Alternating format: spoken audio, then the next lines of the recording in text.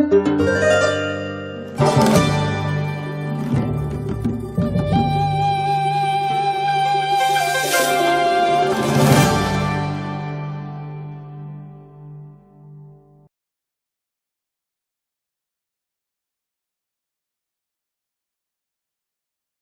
الله الرحمن الرحیم. الحمد لله رب العالمین و الصلاة و السلام علی سیدنا محمد و آله الطاهرین.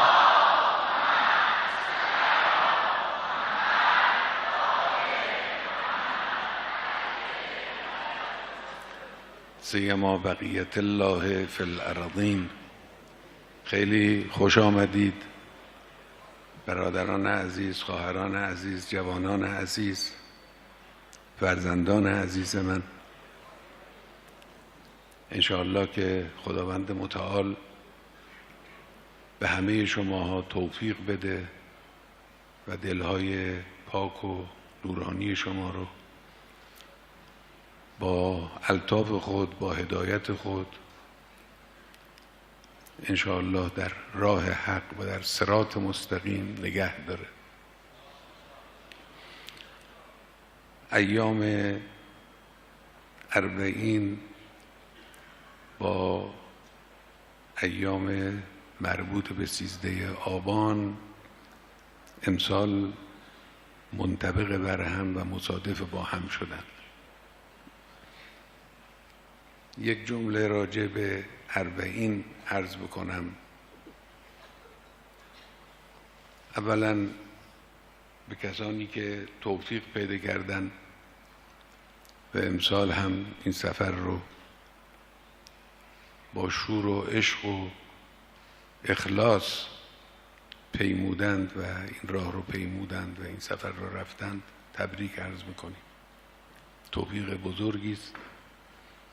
خوشا به حالتون. انشاءالله که این فیض شامل حال همه کسانی که دوست می‌دارند و علاقه به این راه دارند بشود. ثانیاً از مردم عراق، ملت عراق، دولت عراق، شخصیت‌های صاحب نظر و سیاسی عراق که در این راه کمک کردند و انصافاً تلاش کردند، تسهیل کردند این حرکت رو برای ملت خودشون و برای ملت‌هایی که از کشورهای دیگر می‌رفتند، به خصوص از کشور ما که ظاهراً بیش از 2 میلیون جمعیت رفتند. از اونها هم من صمیمانه تشکر می‌کنم. از همه کسانی که میهمانداری کردن، پذیرایی کردن، محبت کردن، برادران عراقی عزیز، از همه‌شون من سپاسگزاری میکنم. کار بزرگی انجام دادن. پدیده 40 یک پدیده غیر قابل توصیفی است. اصلاً بی‌نظیر است. یک رزمایش عظیم و شگفتی ساز است این حرکت فوق‌العاده. و همطور که مکرر در این روزها گفته شد، در دنیا دیگه نظیری نداره. غربی ها هم نمیتوانند درک کنند این حرکت رو. یعنی چطور میشه؟ لذا شما میبینید دستگاه‌های تبلیغاتیشون اولا چند سال که سکوت میکنن، توطئه سکوت، کمترین حرکتی رو در هر جای دنیا اینا منعکس میکنن. این حرکت عظیم مردمی رو چند سال اینها اصلا اسمشو نیاوردن، اشاره‌ای بهش نکردن، تصویری ازش منتشر نکردن. امسال هم که یه مقداری پرداختن، تحلیل کردن، تحلیل‌های خصمانه، تحلیل‌های غلط که از نظر مؤمنان به این راه تحلیل‌های بلاهت آمیزی است. امثال این رادیوی انگلیس و امثال اینها تحلیل خصمانه کردند. این نشون دهنده این است که این فوران این سرچشمه فیاض به شدت اونها رو دستپاچه کرده، نمیتونن تحلیلش کنن. گاهی گفتن این رو دستهای دولتی به راه انداختن. کدوم دولتی میتوانه 10 میلیون 15 میلیون انسان رو، مرد زن پیر جوان قشرهای مختلف، راه بیاندازه 80 کیلومتر حداقل پیاده اینها رو بکشونه از یک شهر به یک شهر دیگه؟ کدام دولتی میتونه این کارو بکنه؟ حالا اگر فرض کنیم به فرض محال دولت جمهوری اسلامی و دولت عراق هم توانستن این کار رو بکنن، خودش یه معجزه دولتی است. خب شما هم بکنید اگه میتونید، اگر بلدید شما هم این کار رو راه بندازید.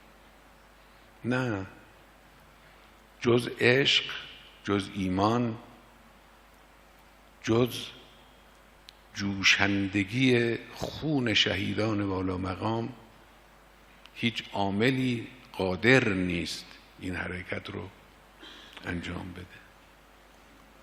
کار بزرگی انجام گرفته است، روز به روز هم بهتر، قوی‌تر، پخته‌تر و جا افتاده‌تر میشه. هر سالی از سال قبل بهتر میشه.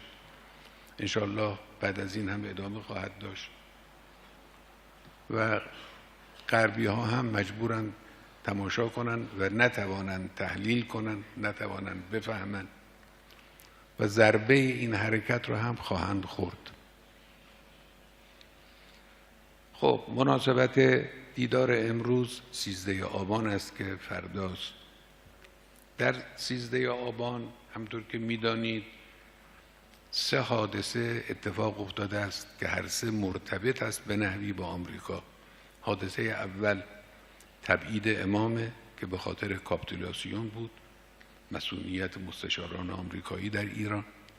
امام اون نطق طوفانی رو در سال 43 انجام دادن و به دنبال او تبعید شدن. این حادثه اول که مربوط میشد به آمریکا. حادثه دوم مربوط به کشتار دانش آموزان است در سال 57 جلو دانشگاه همینجا، که این هم به دست سربازهای آمریکایی نبود اما به دست رژیم دست نشانده آمریکا بود، رژیم طاغوت، رژیم پهلوی. این هم به نحوی منتسب به آمریکاست.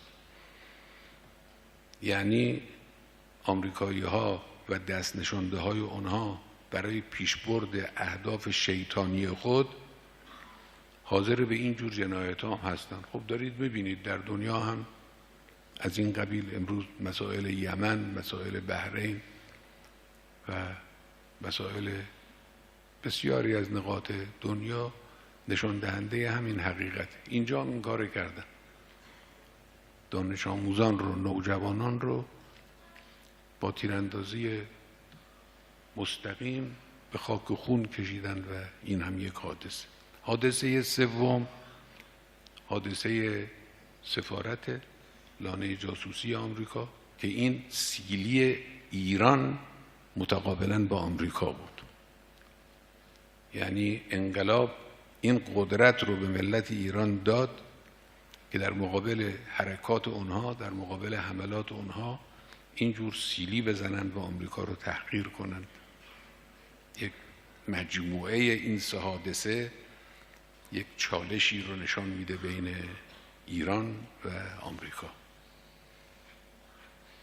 این چالش تا امروز ادامه داره. 40 ساله که این چالش بین ایران اسلامی و آمریکا ادامه داره و انواع و اقسام تحرکات هم از سوی دشمن در این 40 سال اتفاق افتاده است. شماها خیلی از این حوادث رو البته نبودید، حضور نداشتید، شاهد نبودید، اما شنیدید یا خوندید. من حالا اشاره فقط میکنم. مثلا جنگ نظامی، حرکت نظامی در این مدت از سوی آمریکا اتفاق افتاد به صورت‌های مختلف که بدترینش تحریک صدام حسین بود که حمله کنه به ایران. تحریکش کردن، بهش قول دادن، قول کمک دادن، کمک هم کردن. 8 سال کشور رو درگیر جنگ کردن. این مثلا خب البته تو دهنی خوردن، شکست خوردن، عقب نشستن. یا فرض بفرمایید که حمله به ایرباس، حمله به طبس، حمله به سکوی نفتی ما، اینا کارهایی بوده که آمریکایی‌ها علیه ما انجام دادن. جنگ اقتصادی هم در این چالش 40 ساله وجود داشته که مخصوص امروز نیست.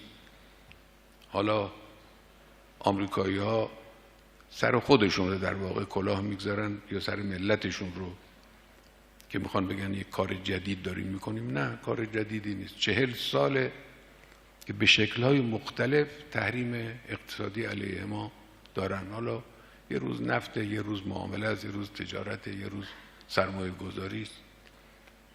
انواع و اقسامش رو داشتند. این هم جنگ اقتصادی، مقابله اقتصادی. جنگ رسانه‌ای هم داشتن. باز از اول انقلاب تا امروز جنگ رسانه‌ای آمریکا با ما داشته، یعنی دروغ پراکنی، اغواگری، فتنه انگیزی، ترویج فساد، تحریک افراد. این مال امروز نیست. این حالا امروز البته شیوه های جدید و اینترنت و امثال اینها هم آمده است، فضای مجازی و اینها. اما اون وقتی هم که اینا نبود، با تلویزیون، با رادیو، با ماهواره دائم مشغول بودن. یعنی 40 ساله که این چالش بین ما و آمریکا وجود داره.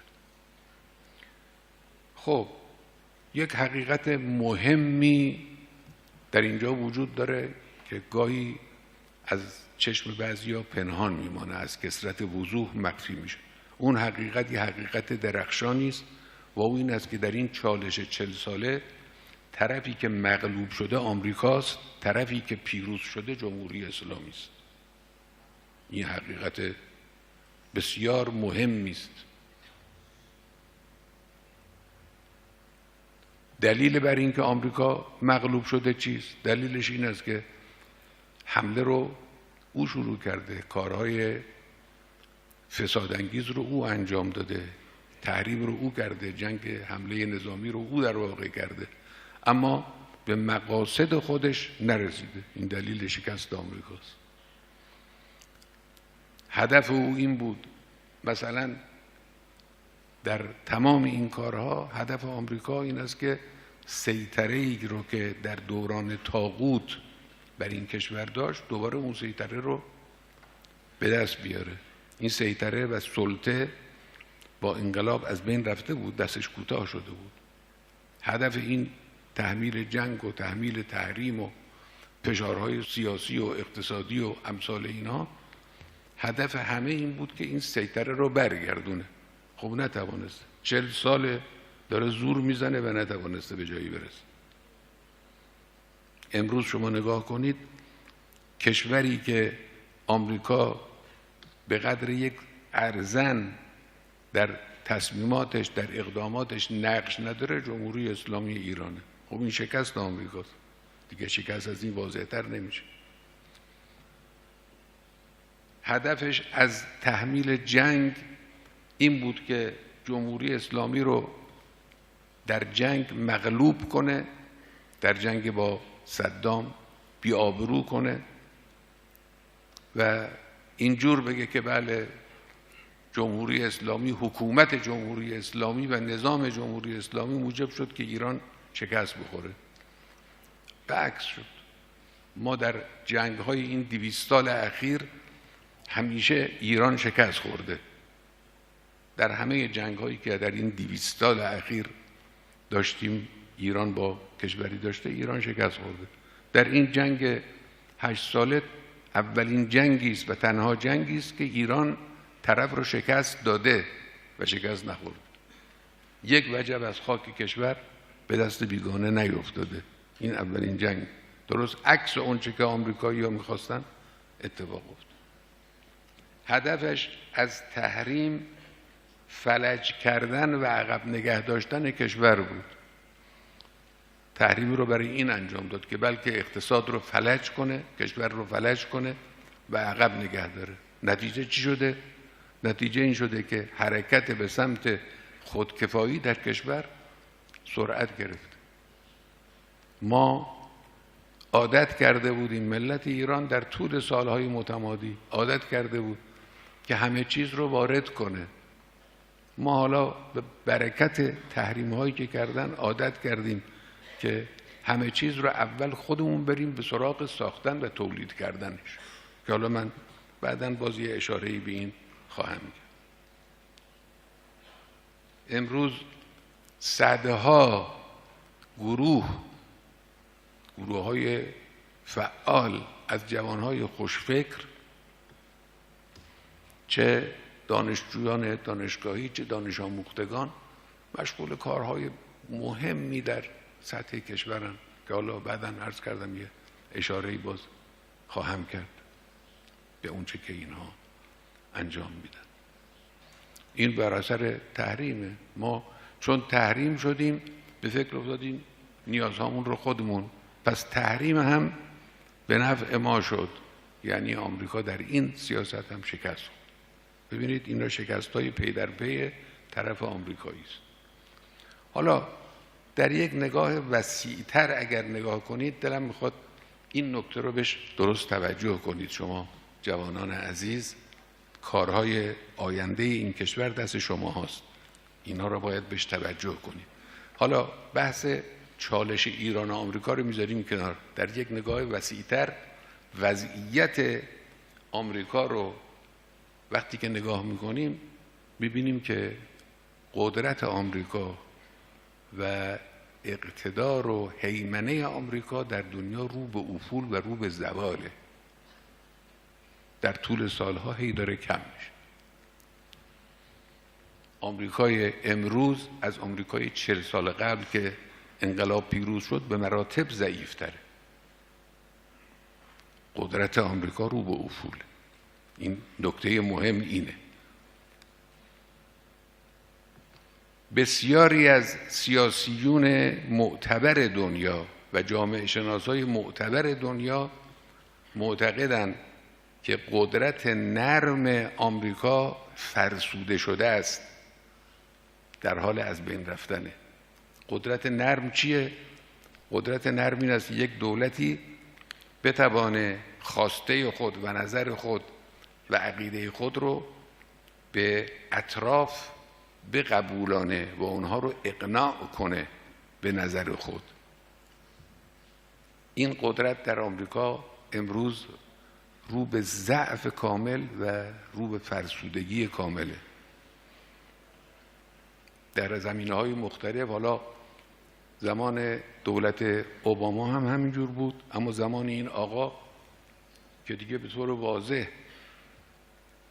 با او مخالفت میشه، در قالب زمینه‌هایی که او تصمیم میگیره در دنیا با او مخالفت میشه. نه فقط مخالفت مردمی که اگر قرار باشه رأی گیری کنن از مردم هر کشوری سوال کنن نظرات منفی خواهند داد. حتی دولت‌ها هم که رو درواسی دارن با آمریکا با او مخالفت میکنن. چین مخالفت میکنه، اروپا مخالفت میکنه، روسیه مخالفت میکنه، هند مخالفت میکنه، آفریقا مخالفت میکنه، آمریکای لاتین مخالفت میکنه. قدرت نرم آمریکا رو به افول، رو به سقوطه. این رو من نمیگم، این جزء حرفایی است که جامعه شناسای مطرح دنیا امروز دارن این حرف رو میزنن. نه فقط خود آمریکا اقتدار معنویش و قدرت نرمش رو به افوله، بلکه حتی لیبرال دموکراسی را هم که پایه اساسی تمدن غربه، اینا دارن بی‌آبرو کردن، بی‌آبرو میکنن لیبرال دموکراسی رو. چندین سال قبل از این یه جامعه شناس مطرح دنیا گفت وضعیت کنونی آمریکا منتهی علیه تکامل تاریخی بشره، دیگه از این بالاتر بشر نمیتونه بره. همون آدم امروز حرفشو پس گرفته، میگه نه، آرزو میکنه چیزهای دیگری رو، میگه نه. حالا صریحا ممکنه نگه من اشتباه کردم، اما حرفهای دیگری رو داره میزنه، درست نقطه مقابل اون حرفی که اون روز زده بود. خب این وضع آمریکاست. البته لیبرال دموکراسی، بنده قبلها هم مکرر این رو گفتم، خود ملت‌های غربی را که پایه و اساس حکومتشون و نظام اجتماعیشون بر لیبرال دموکراسی، خود اونا رو بدبخت کرده. لیبرال دموکراسی که امروز در غرب رایجه خود اونا رو بیچاره کرده.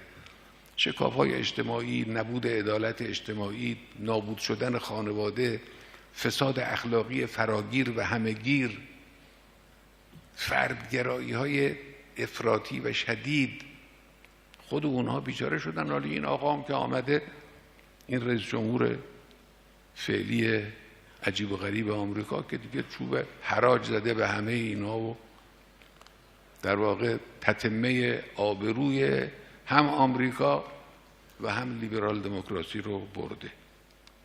خب حالا این در مورد قدرت نرم آمریکاست. بنده عرض میکنم قدرت سخت آمریکا هم به شدت ضربه دیده. قدرت سخت یعنی قدرت نظامیگری، قدرت اقتصاد، اینا قدرت سخت. نظامیگری آمریکا بله ابزار نظامی دارن، اما نیروی انسانی نظامی آمریکا به شدت افسرده، سردرگم، سرگشته، مردد. برای همینه که در بسیاری از کشورهایی که اونها حضور دارن، برای اینکه بتوانن مقاصد خودشون رو پیش ببرن، از سازمانهای جنایتکاری مثل بلک واتر و اینها، از اینها استفاده میکنن. یعنی سرباز آمریکایی قادر به اجرای اون نقشه آمریکایی نیست. نیروی انسانیشون اینه، اقتصادشون هم همینجور. اقتصادی که امروز 15 تریلیون دلار آمریکا بدهکاره. رقم افسانه‌ایه. 15 تریلیون دلار بدهکاری آمریکاست.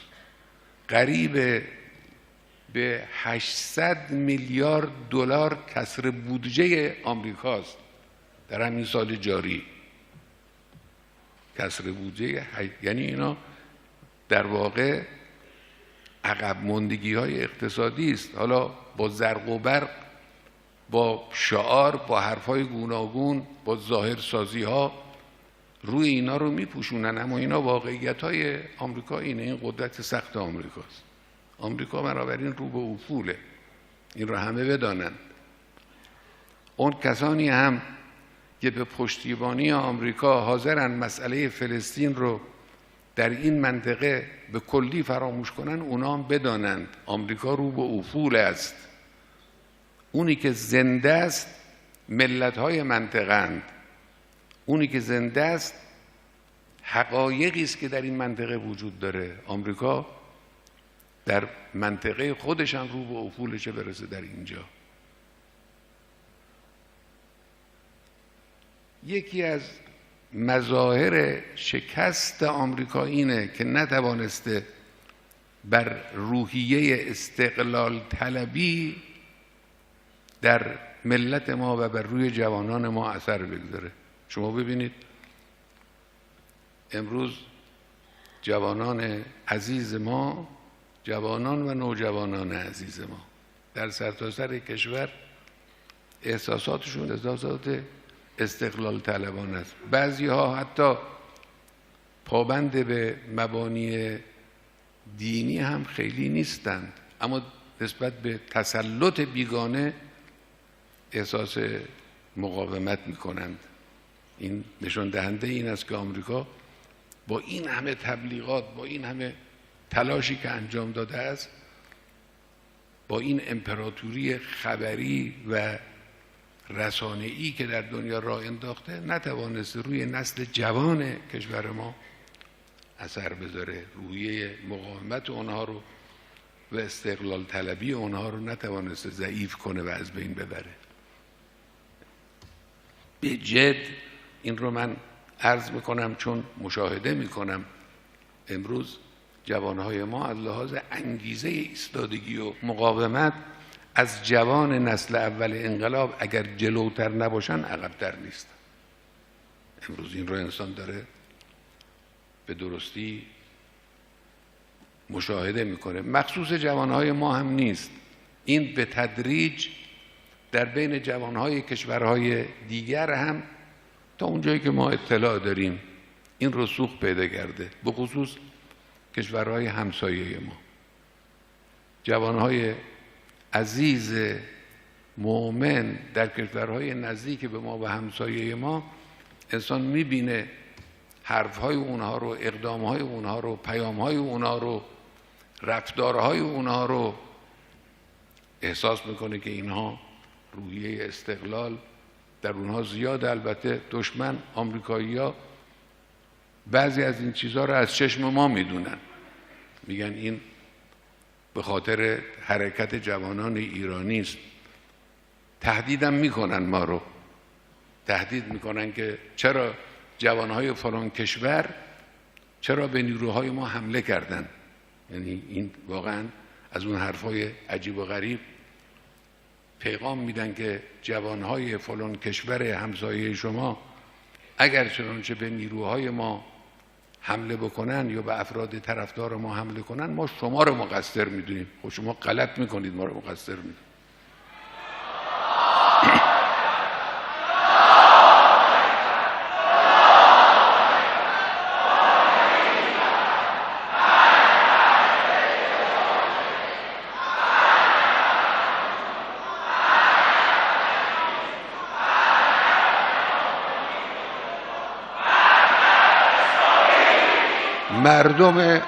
مردم عراق از شما متنفرند، جوانهای عراق از شما متنفرند، جوانهای سوریه از شما متنفرند،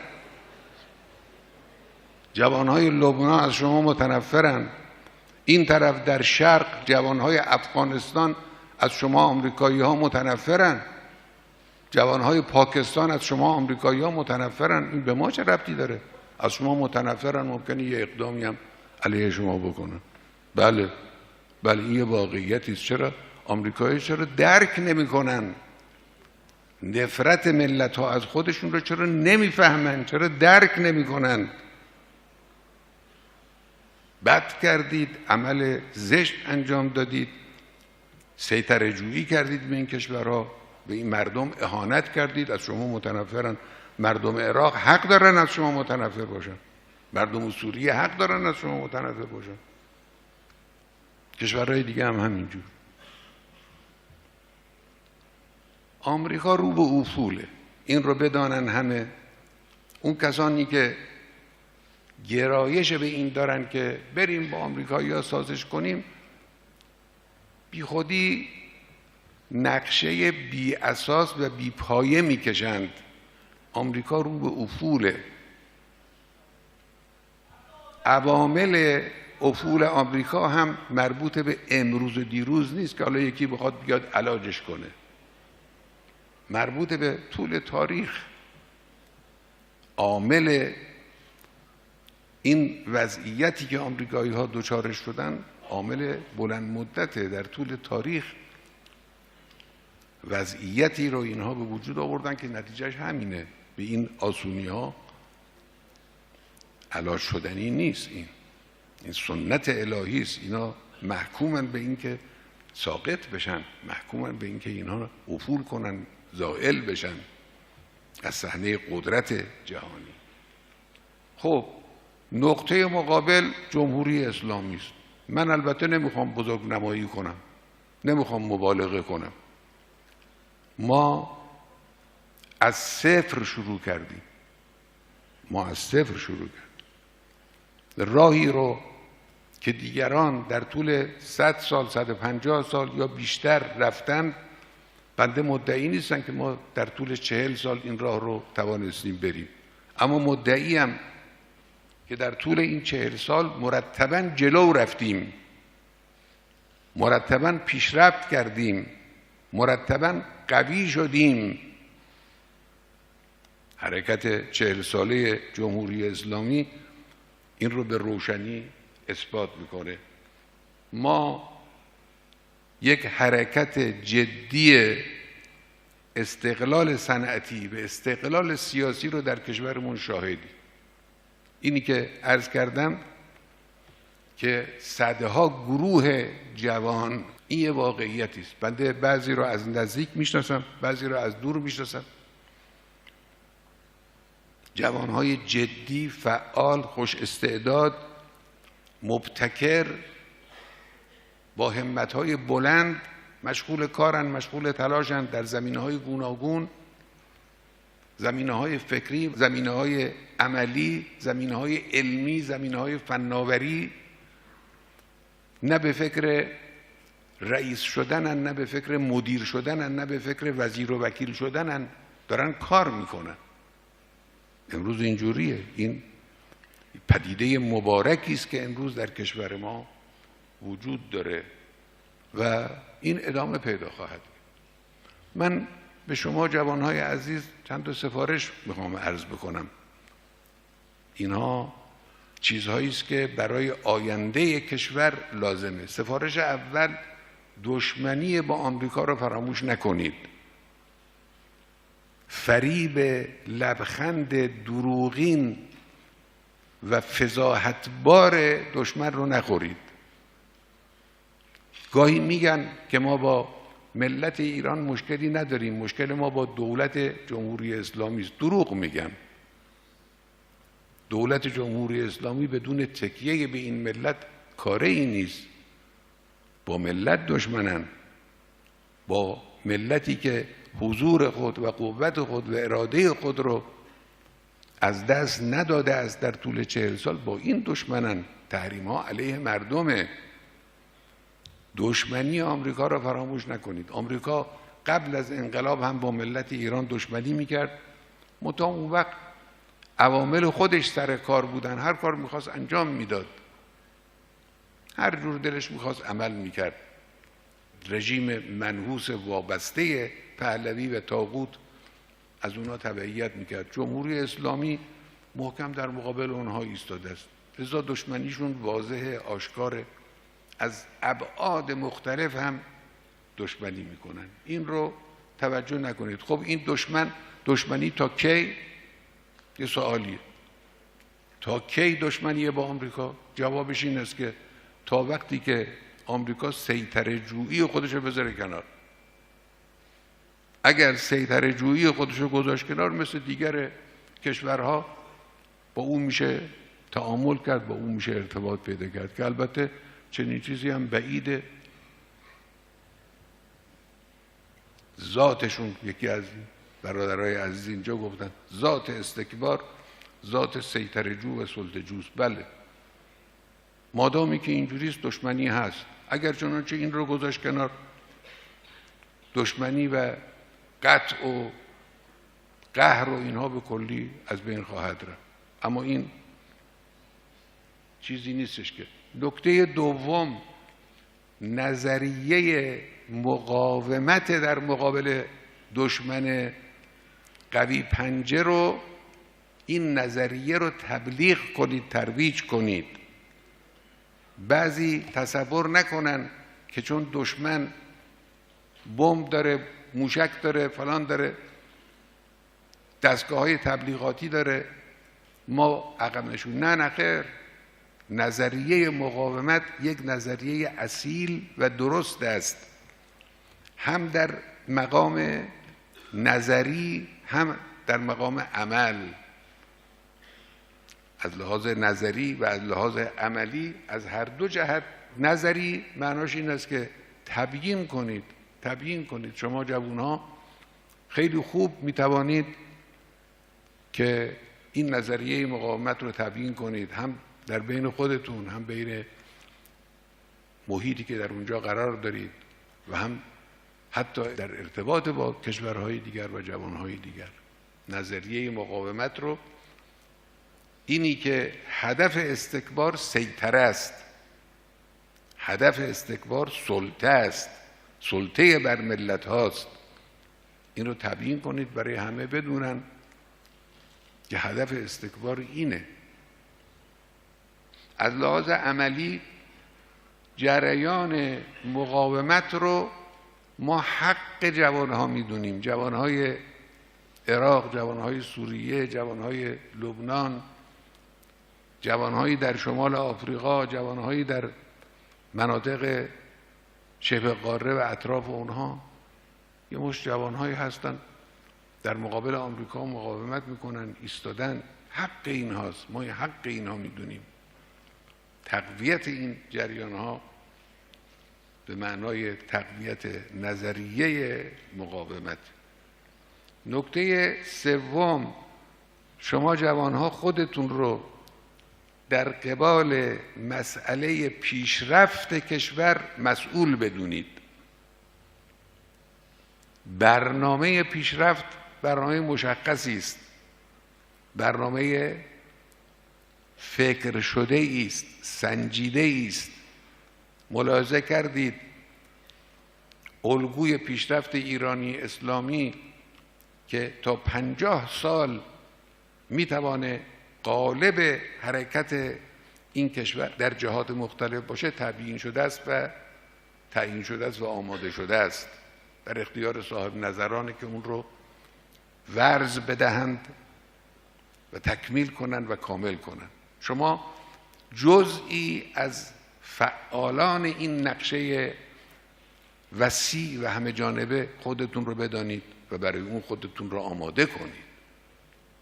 این آمادگی یک روز با درس خوندن، یک روز با تحقیق کردن، یک روز با ساختن، یک روز با کار و ابتکار، یک روز با اتخاذ مواضع درست سیاسی است، یک روز با حضور در میدان سیاست. هر روزی، هر دوره‌ای از زندگی شما یکی از این اقتضاعات رو داره. خودتون رو در همه احوال موظف بدونید که در قبال پیشرفت کشور خودتون رو سهیم و مسئول بدونید. یکی از کارهای اساسی که ما در زمینه مسائل اقتصادی کشور و آینده کشور باید انجام بدیم قطع وابستگی اقتصاد کشورمون به نفته که این را همه اقتصاددانهای وارد و فهیم نه امروز، بارها سالها گفتن و تکرار کردن و این یه واقعیت است. ما هم همواره به مسئولین گفتیم سعی کنن تا اونجایی که ممکنه ما اقتصادمون رو از فروش نفت خام جدا کنیم. ما داریم نفت خام رو میفروشیم، در واقع ثروتی رو از زیر زمین، موجودیمون رو که قابل تجدید هم نیست تمام میشه، اینو در میاریم میفروشیم، پول میگیریم، صرف اداره کشور میکنیم. این غلط. بایستی این سرمایه رو باید به نحوی استعمال کرد، به نحوی به کار برد، به نحوی مصرف کرد که درآمد افزوده داشته باشه. مصرف بهینه باید بکنیم ما. یکی از اشکالات مهم اقتصاد ما وابستگی است. خب جوانهای مؤمن ما، اون کسانی که اهل فکرن، اهل کارن، بنشینن راههایی رو پیدا کنن برای اینکه بتوانن کشور رو، البته سیاست‌های این کار طراحی شده. ما این صندوق توسعه ملی رو که در سیاست‌های کلی تشکیل دادیم و ابلاغ کردیم به خاطر همینه که بتوانیم از وابستگی به نفت خارج بشیم. این رو هم عرض بکنم، مدل توسعه رو ما از غرب نمیگیریم. اولا ما اسم این حرکت رو پیشرفت میگذاریم، نه اونچنان که اونها اسم گذاری میکنن رشد و توسعه. مدل پیشرفت کشور رو ما از غرب نمیگیریم. غربی ها خودشون به خاطر این روش و این مدل خودشون رو بدبخت کردند، مشکلات فراوانی برای خودشون درست کردن. زرق و برق هست اما باطن و درون پوسیده و رو به فساده. از اونها نمیگیریم ما. البته از دانش روز و از فناوری روز حد اکثر استفاده رو میکنیم و پیشرفت را هم مایه سعادت ملت، هم مایه افتخار ملت، هم مایه امنیت کشور میدانیم و این برای پیشرفت کشور تلاش میکنیم و جوانهای ما و عزیزان ما بایستی در این زمینه ها خودشون رو مسئول بدونن و احساس تکلیف بکنن و احساس وظیفه بکنن. نیاز اصلی کشور هم عبارت از همت بلند شما جوانها باید همت کنید، همت بلند داشته باشید، تلاش کنید، کار کنید، ترس رو بذارید کنار، تنبلی رو بذارید کنار، ابتکار رو سرلوحه کار خودتون قرار بدید، نوآوری رو وظیفه بزرگ خودتون بدانید. اینا کارهایی است که البته غیرت ملی، تعصب ملی، اینا چیزهایی است که برای کشور ما، برای جوانهای ما لازمه. در همه زمینه ها یک مجموعه پرنشاط، مجموعه از کنم که فعال و متحرک. به مسئولان هم عرض میکنم این توصیه ما به جوانها بود، لکن این توصیه خطاب به مسئولان هم هست. مسئولان این حرفها رو جدی بگیرند، جوانها رو جدی بگیرند. از نسل جوان امروز که با انگیزه است به معنای واقعی کلمه استقبال کنند، نسل جوان رو کمک کنند. بنده میبینم در مواردی یک مجموعه جوان یک کار بسیار خوب و برجسته و راهگشایی رو انجام دادن، دستگاه مسئول مرتبط با این کار به اونا کمک نمیکنه. این که از اشکالات کار ماست. مسئولین جوانها رو جدی بگیرن، کارهای اونها رو جدی بگیرن، به اونها اهتمام داشته باشن. اونی که من در پایان صحبتم بخوام عرض کنم، جوانهای عزیز، همطور که عرض کردم، بدانید آینده این کشور و آینده ایران اسلامی از گذشته او به مراتب بهتر و درخشانتره. بدانید اگر چنانچه با این روحیه‌ای که امروز شما دارید و نشان میدید، با این روحیه این ملت پیش برود و حرکت بکند، تردیدی نیست در آینده نچندان دوری خواهد توانست به اوجی در دنیا برسه که در تعاملات جهانی همیشه دست برتر را داشته باشد و بتواند مقاصد خودش رو پیش ببره. این یه چیزی است که